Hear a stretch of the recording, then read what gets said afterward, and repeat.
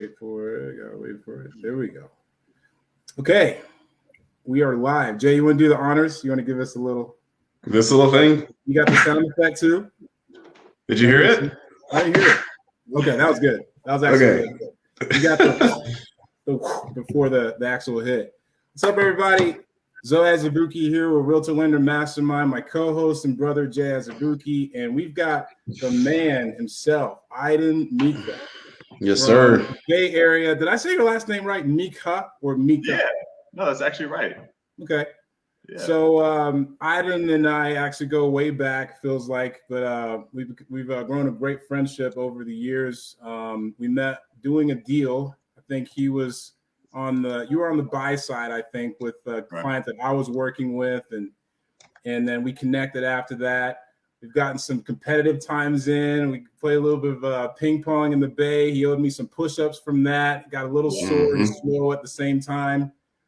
He likes to talk some noise with his San Francisco 49ers. As you can see, he's already wearing it, talking about Trey Lance draft pick. I think that he went in number 3? Yep. So, yeah, there's a whole bunch of stuff to talk about there. But, hey, we're excited to have you, Aiden. We're going to be talking a little bit about the same stuff we normally talk about, the lead generation stuff. But I'm really excited to just tap your brains on the accountability stuff. It's a really important thing that I think can help give some credence to our efforts. And so we'll kind of jump into some of that. But why don't you go ahead and just kind of fill us in? You know, you've been doing this for 4 years. You're with the real estate experts in the Bay Area. Talk to us about how you got started in the business, why you ended up choosing to be a real estate agent. Give us a little bit of a background. Yeah, definitely. Hey, thanks for having me, by the way, guys. Yes, sir. Yeah, so I go by the Bay's Realtors, my Instagram hashtag. If anyone wants to shoot me a follow after this. The reason why I got into real estate, man, I was in university for business marketing, and I had started multiple different little small businesses just to figure out a way to generate some income. I quit working for other people. I made that decision far before then. So I was always seeking a way to be a sole proprietor, own my own business, be my own boss. And man, let me tell you, I failed a bunch of times, and my parents actually directed me to real estate. They're like, hey, you're really good with people. I was a waiter for many years, so you got that comfortability talking to people. So why not jump into real estate? The ROI is going to be really good. My dad shot me this dream of, man, you can sell 1 or 2 houses a year here in the Bay Area and you're good, And yeah. Let me tell you, it took me, I was still in university. It took me a year and a half from being licensed to get my first deal. And then from that, so a year and a half, still hustling on the side, doing automotive stuff to generate some income, still a full-time university student, still unemployed. I'm not working for anyone because I had made that commitment to myself. And I really wanted to quit many times, but I went through, and I'm thankful I did because it elevated me, got me to the next level, helped me learn commitment. And now I'm here.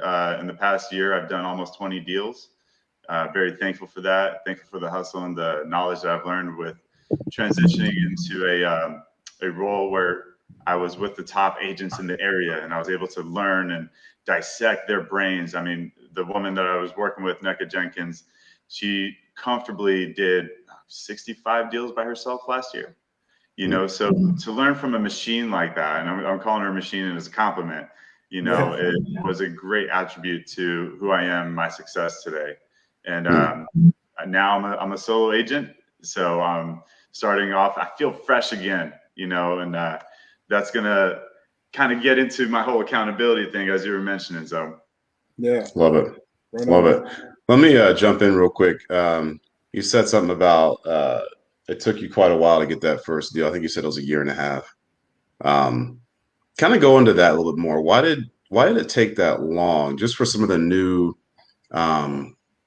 realtors and loan officers starting out, they don't really know what to expect. Is it going to be, 2 or 3 months? Is it going to be a year? Is it going to be, longer than that?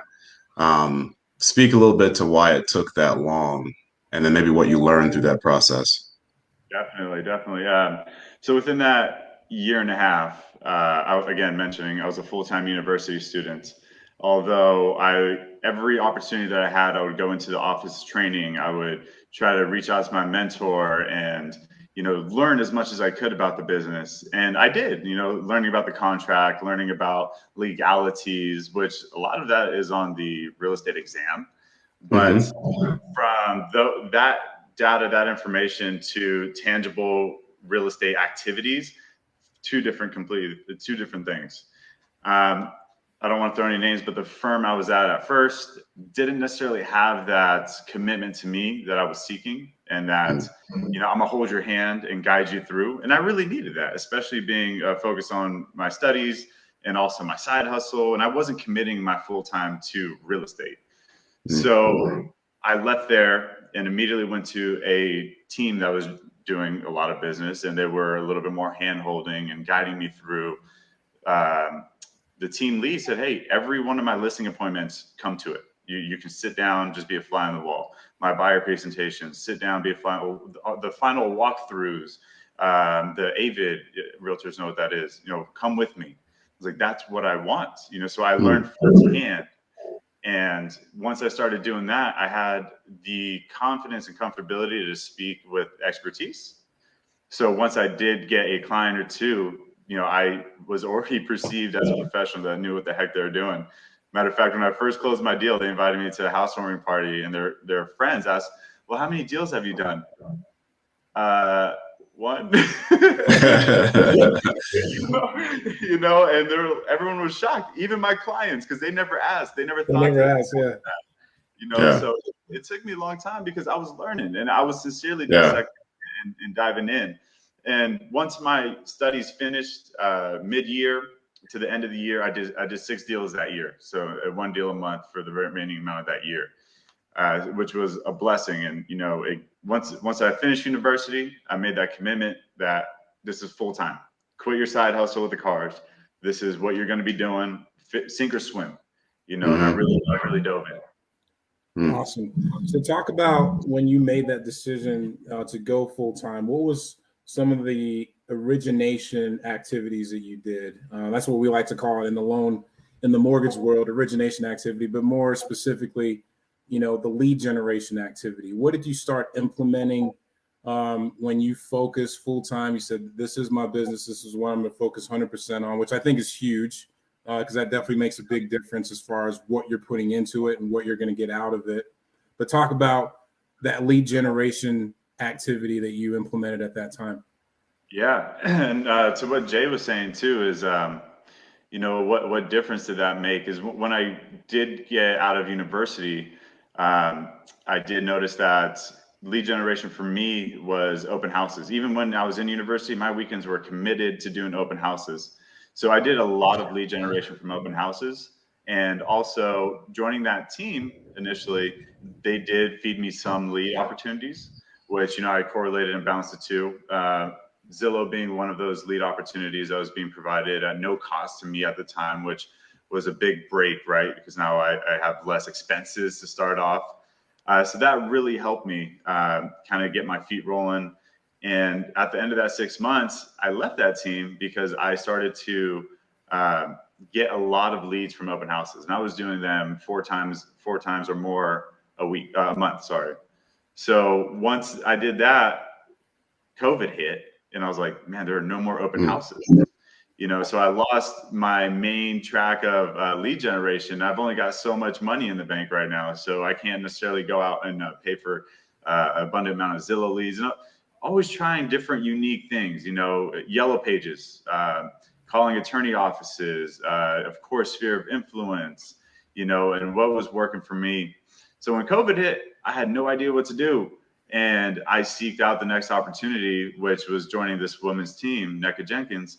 And man, just the amount of craft in my skill, just crafting and fine tuning my verbiage when those Zillow calls came in, my verbiage when you did have that communication with that client really excelled my conversion rate. Because we get clients in front of us all the time, but the ability to convert them just took my business to the next level. And whether it was a soft lead through Zillow, a soft lead through an open house, someone I hadn't talked to in quite some time, it gave me that opportunity to express my professionalism and convert them at a higher rate. Nice. Okay, I got one for you. I need you to go super, super raw, practical, and explain if you had a brand new agent that was going to start working under you, and you wanted to give them a blueprint and say, hey, here, do this. If you do this consistently, you'll be successful. What would the specific, like granular nuts and bolts things they would do on a daily basis that would be inside that blueprint that you would give to them? And as long as they consistently executed that each day, there's almost no way they wouldn't be successful or be in that blueprint. Definitely. Hey, my first thing I would tell anyone who's new is join a team that cares about you. That's step one. Step two would be the daily activities is call people. I know that's going to be annoying.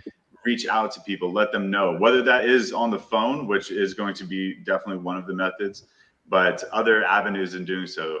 Social media, reach out to people, stay consistent with reaching out to new people that you haven't spoken to, and make sure that you've touched them at least once within that immediate time frame to let them know that you're in real estate. Once you've touched them, make sure they have a method of knowing consistently that you're still in real estate, that you're doing this. So what I mean by that is Zoe's a friend of mine. I want him to know I'm in real estate. I give Zoe a call or I send him a message, make sure that he sees that message and responds. If he doesn't, it doesn't count. So Zoe knows now that I'm in real estate, but I'm not going to hit Zoe up every time and talk to him and say, I'm in real estate, but I'm going to make sure that Zoe is following me on social media, some platform. And within that platform, I'm going to post about myself, my life, and who I am and what I do. And I'm going to naturally know that Zoe is going to see that periodically at some point of his experience on social media, right? So to a new agent, join someone who cares and find someone who's going to give you some lead opportunities. There's an abundant amount of realtors out there that are high producing that just can't control or do all of the business that they have in front of them, and they need to delegate it. And if you have that professional mindset to learn and grow and hustle, they're looking for you. So go out and seek those people and present yourself in a professional manner that you provide value to helping someone else's business, learn from them and gain their experience and their database, and humble yourself. You're gonna get a commission cut. That's all right. Because it takes that time. It takes that value to learn from someone who is crushing it. And if you want to crush it, who better to learn than someone who's already crushing it? Yeah. Right. Mimic what they're doing, right? Right. I'm taking notes on you over here. That's why my typing is so loud. I'm gonna have to figure out some. I just messaged Jay. I was like, "Bro, your typing's loud." Yeah. Heavy thumbs over there. Like, what's going on? Yeah, my bad. But no, that's some good stuff. So when you're so a lot of the stuff you're doing is on social media then, and you're just kind of assuming that, hey, once I make that initial connection to somebody and they know I'm in real estate, as long as I'm connected to them somehow via social media, and then on my end, as long as I'm super consistent with, posting about real estate, posting about what I'm doing, I know they're watching that. And so that's kind of your main way of keeping in touch, or is there another way you also try to reach out to your sphere outside of social media? Definitely. There definitely is another way. Of course, you're not a realtor if you don't have an operating CRM, in my opinion.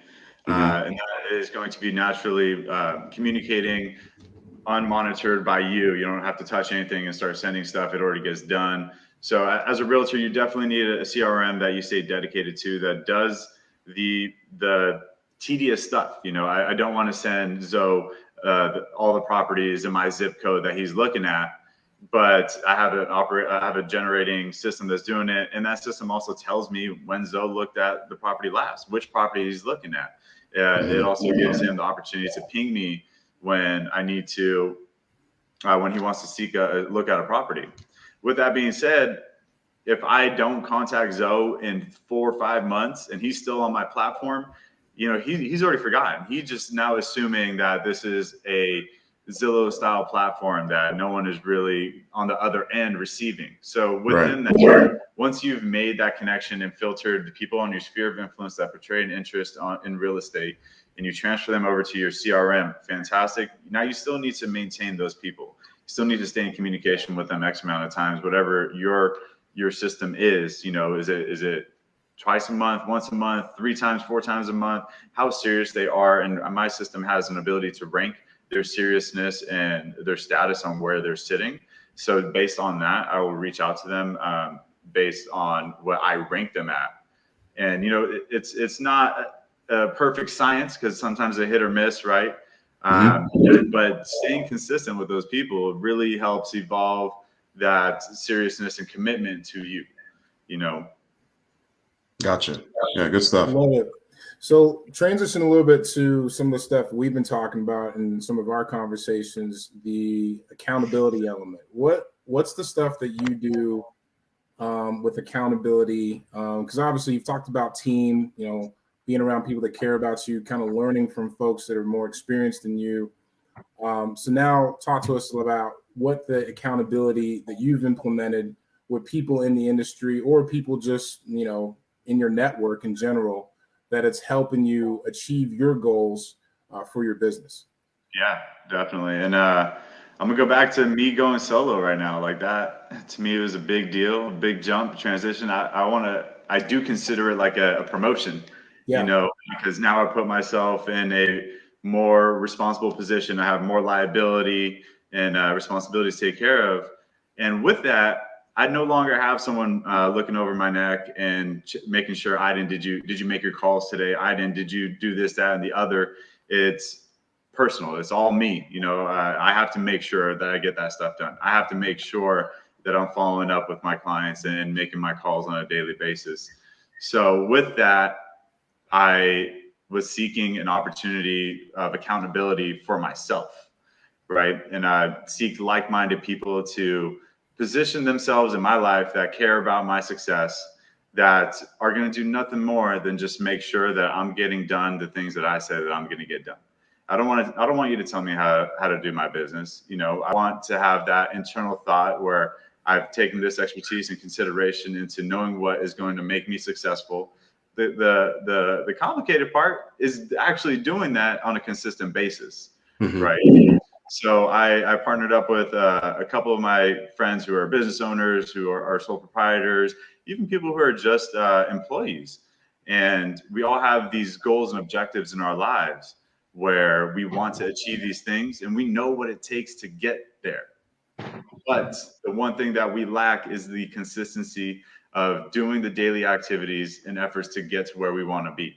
So we created an accountability circle, and I didn't make this up. I forget which podcast I heard this in, but we created an accountability circle, which just clearly says this is a judgment-free circle here. We all talk about where we want to get to, express our goals, and break down how we're going to get to our goals and what we need to do on a daily basis, and make sure that we stay connected on the end of the week basis to make sure that Zoe's getting what he said he's going to get done, that Jay's going to do the same activities that he expressed that he's going to get done. And it's not a prize, no one's here to win or lose. It's all personal.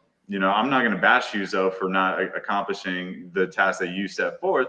But at the same time, you're going to get on yourself about it, and it stays in your mind. It stays that I am holding myself accountable, but now I've also got a participant that I've also got to fulfill this status of that I committed to myself, right? So that's in essence what this accountability circle has done, why I started it, and how it's been beneficial to my business. And has it, how long you've been doing it, and have you seen a difference in your activity before starting it and after? Like what progress have you been able to kind of track from doing that? Yeah, definitely. And let's think about it this way: when you're an employee and your boss ain't looking, you're on your phone, you're texting, you're lollygagging, right? But when your boss is looking, you're back in it. And that's how I felt. And I was doing really good on this team, and of course I fulfilled all of the criterias, but when you are that boss and there ain't no one else is looking, that elevates your mindset. You know, it elevates your position, and that is what it has done for me. Is it's put me in a position of responsibility that I never had at this level before, because now it's all individualized, it's all personal, and it's all self designated. And if I don't achieve the things that I say, no one else is going to care. But what is going to happen to me is my confidence goes up with every action that I do that I say I'm going to get done. My confidence increases and the momentum increases and my productivity increases. What it's done for me personally, my mindset, man, even if I don't do those activities, it's embedded in my mind. When I'm laying in bed, I think about the activities I didn't get done. I'm upset at myself, and I'm like, tomorrow I'm gonna double down and make sure I get what I missed. And that mindset of just acknowledging and staying accountable to the actions that you said you're going to get done has really helped me focus on my goals, and it puts into perspective my objectives in my life and what I'm trying to get done. Right. So those are some things that has helped me out with. So there's no like punishment or consequence that you guys put on each other.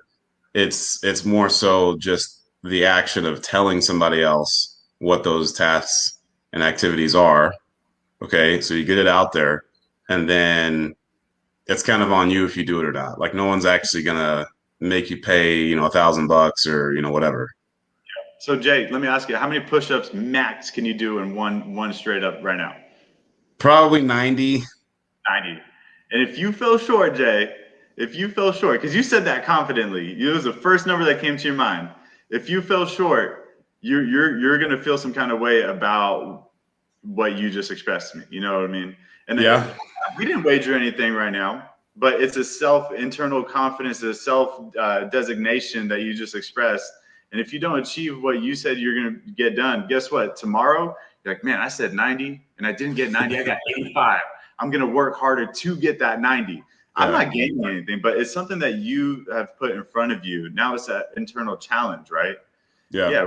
It's not going to benefit me if you do 90 push-ups, but it is going to change your mindset. It is going to drive you to be the better person that you could be, because you know now that you want to say 90. Matter of fact, you might even want to say 100, but you've got to put that work for it to get it done.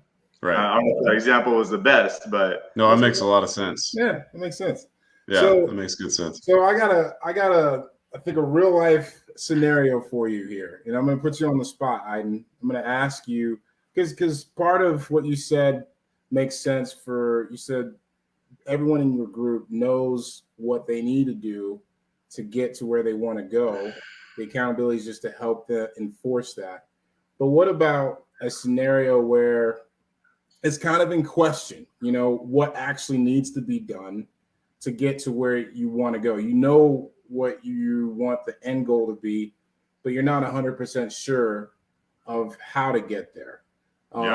Would you say that that's something that can be talked about in a setup that you have? Or is that something where it's like, okay, maybe that's an accountability group for someone, you know, or for people within the industry that you're in? So one of my favorite quotes that one of my cousins always says is, you know, I don't know where I'm going, but as long as I take the next right step, I'm going in the right direction. You know, and that has resonated with me, because even in my life right now, there are aspects that I don't know which direction I'm going in, you know, or how to get there, right? But as long as I do the next correct activity, or I'm seeking that, you know, I'm going in that right direction. So to answer your question, yeah, you know, there are people such as myself. When I was new, I know that I want to do X amount of deals, but I don't know how to get there. But one of my accountability objectives could be to seek out knowledge, to seek out opportunities that are going to help me. So there's no excuse for not being accountable to yourself. It's just at what level are we at, you know? And I could, for example, I'm in multiple levels right now. I'm doing good in my real estate business, but at the same time, I'm starting the investment side, right? So I'm starting fresh on that. I'm on the same boat of, I don't know what I'm doing, how I'm doing it, but part of my accountability is I am going to be learning on a weekly basis and dedicating this much time on understanding this industry better so I can get to my objectives. As much as real estate as I do know, investment is a whole nother animal, right? So part of that is, it's accountability on your personal life, and that could be workout, it could be on your reading. And all of those are positives that are going to help you grow and establish your character and be who you're going to become in order to get to where you want to end up. I love that. Yeah, that's Nice. I try to live by that too, man. It's I feel like there's two things to success really in anything. There's two steps. You got to figure out what to do, right? And we have a lot of knowledge around us. We're in the information age. Google, you can easily find out how to do anything, how to get to anywhere you want to be. If you want to be an expert bass player, you can figure out the granular steps of what you need to do to eventually be an expert bass player. The problem is most people don't want to do the research. They don't really care about it that much. It's not that big of a deal to them to where they actually want to figure out what they have to do, but the information's out there. Then once you figure out what to do, all you have to do is do those things consistently. And literally everything is that way. It doesn't matter what you're trying to be successful at. Just figure out what are those steps. And like you said, go find a mentor, go get in a good team, learn from the best, do your research. But once you figure out what are those daily activities, then it's just about doing it consistently. And that's what most of us have a hard time doing, is the consistency part. Yeah. All right. You know that book, The Millionaire Real Estate Agent by Gary Keller? Yeah. Literally books out there teaching you how to become a millionaire. Yeah. But who does it? Who commits to it? Who follows through with all of the hardships and consistency with that? Going to what you're saying. It takes that dedication and it takes that accountability. And Gary Keller also made a book called The One Thing, and it's committing to that one thing. That's a game changer. Once you decide, Jay, that loans or real estate is what you want to do, and you commit full force to that, nothing's going to stop you, because this is your one focus in life. There are all these other obstacles and things are going to try to jump in your face, and you're just going to push them out of your way because you're tunnel vision on accomplishing this one task. Yeah, and that's the big difference right there. Love it. What are your long-term goals? Where are you trying to take this thing? And first off, I'm trying to get married, have 2 kids at least. Yes. He's on the market. He's on the market, everyone. I love it. Hey, coming soon. It's a pocket listing. It's a pocket list. Previous transaction backed out, fall due. back on the market. Yeah. Anyway, some personal goals is, I was talking to one of my friends about this yesterday. She jumped from title, being a title rep, to real estate, joining a team, moving to different sides of California. And she's like, hey, I'm thinking about being a designer, an interior designer. What are your thoughts on that? I'm like, that's fantastic, but shut up, choose what you want to do, and then commit to it. You chose real estate. Don't jump into the next thing. And within that, part of the reason I said that is because it expresses your personality, expresses your expertise. If I had started real estate in that first year, not even year and a half, and didn't get that sale, and I jumped to the next thing, whatever that next thing was, I bet you I wouldn't have lasted more than a year, right? But the fact that I stuck through it for a year and a half, not eating anything, and have committed myself to 4 years in the craft and the skill industry. Now I've gained that internal confidence. I've gained that expertise, that professionalism, that now I've positioned myself to even think about other avenues, which, as I expressed, investments is one of those. So being committed to what you set forth is really going to branch yourself out. And part of your question, Jay, sorry, I totally went on a tangent here, but part of your question is, I didn't know where this was going to take me to begin with. As mentioned, I thought I was going to do 2 years 2 deals a year and be content with that. But with that, it's put me in a position now where I'm starting to think of what are my long-term goals? What do I want to do other than real estate? And guess what? They're still real estate related. I'm going to get into investments, flipping houses. I look up to Zoe because I see that him and his wife are doing a fantastic job at that. You know, so that's my next step and where I'm going and my long-term goals, as well as growing a team within my real estate firm. Love it. Nice. I love it. Okay, so I mentioned earlier I was going to put you on the spot. Here it is. Okay, I'm going to ask you to give Jay and I some accountability steps for this group. Right? We got a big fat 0 watching right now, but doesn't mean that that's going to mean that's how many people will end up watching it once we post it. But if I told you that we wanted to grow this group and we wanted to expand the reach, we feel like this could be something that can help a lot of people in the industry, people that we feel like it can help people on our team. We have loan officers under us on our team.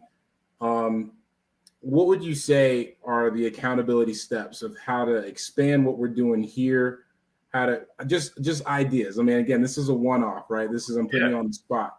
What would you say to us? And we're doing this live. Like, we can just brainstorm on the go together. But what would you say are some accountability steps? If I told you our goal is to grow this thing, let's give a milestone of 1,000 members. We're at over 200 right now.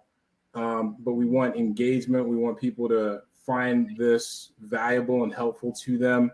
It's a way for us to show value and help to our real estate agents that we partner with, any agents on their team. What are ideas that come out of your mind when you hear that? I'm sorry, just to clarify, is this like account things that y'all can do or internal things that I could do? No, for us. Okay, yeah. I mean, if you want to be on it too, sure. But I was asking about for us. Definitely. So you just set yourself a goal of 1,000 followers, right? And you're currently at 200. That means you need 800 more. Part of that is you have a specific and measurable goal.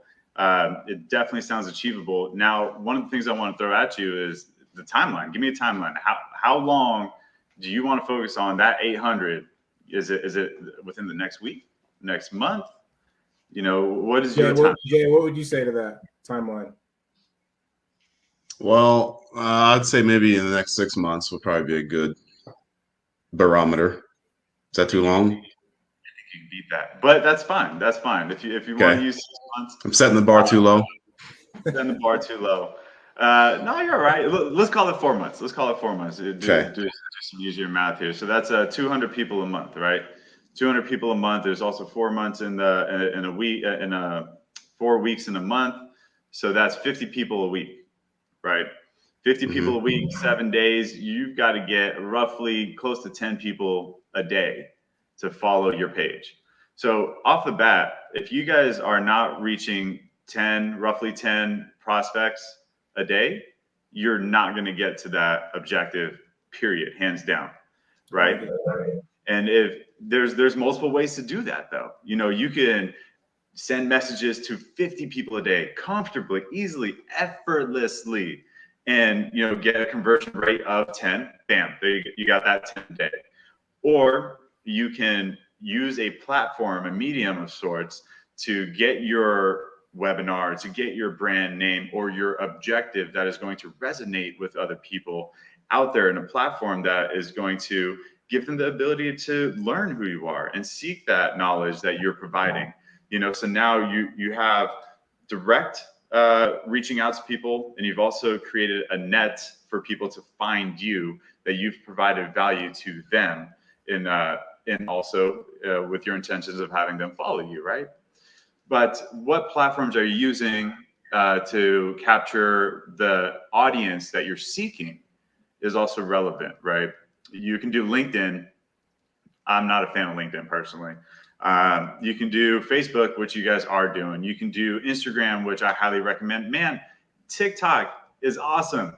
And learning how to do those little videos and clips to generate some interest, and that will assist in your conversion, right? So it's setting that goal, knowing what it takes. Simple one right there. Sending out 50 messages to people in your friends group or even randoms. You can go onto any one of these real estate pages on social media, look at the comments, see what people are commenting, open up their page, click message, copy, paste, send, go to the next one. You do that 50 times a day, you're going to start seeing some people adding you. Or you go onto their page and you go onto one of their images or one of their posts that they post up and you comment on it, like a friend, not salesy, not, hey, shoot me a follow. They're naturally going to click on who the heck is Zoe Azabuki? What kind of last name is that? That is unique as hell, and then they're going to see what you provide. And guess what? You're targeting them because it's relative to their interests already, because that's how you found them to begin with. Yeah. Right. So it's, you have that objective, 4 months, 800 people. We broke it down to a daily activity on how to get there. And there are multiple avenues, and which one you're going to commit to, I'm not going to tell you. But just like we just did right now, I gave you some awesome ideas. Some of them you agree with, some of them you don't. That's fine. And you can manipulate it however you want. That's cool. Yeah. But that's not up to me to tell you how to do what you need to get done. But it is you trusting me to say, I'm open to hearing your ideas. Now, allow me to think about what it is that I want to do to get what I need to get done. And then I'm going to come back at you and share those ideas. And I'm curious about your opinion, but they only matter to an extent. I'm going to stick through. Yeah. I love what you just did there, because that's essentially what we do on our business.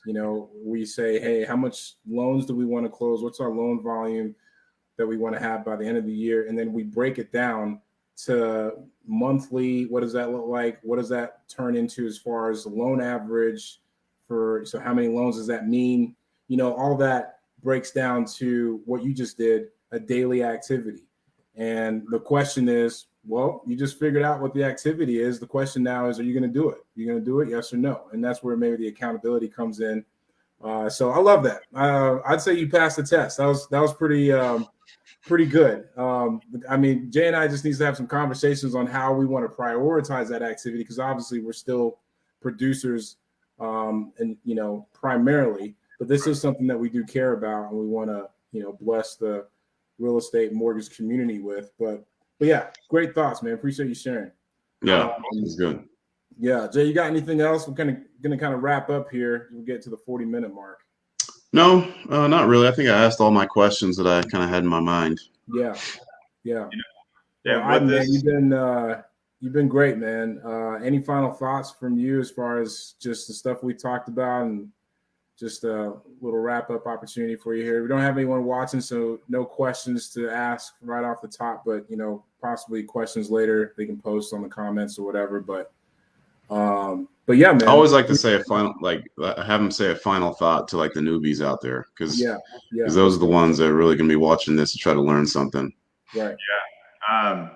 Yeah. My final thoughts is, first off, thank you, Zoe, for just being an awesome friend and help me out. By the way, this all came up because Zoe asked what he could do to help me in my business, and him being so far from me, there's little that we can do within the business realm, but in the accountability realm is what we brought up, and being able to help one another. So that's how this all started. And thank you for even asking that question, because it is extremely valuable to have someone even ask something like that. And it gave me the thought, what do I want? What do I need?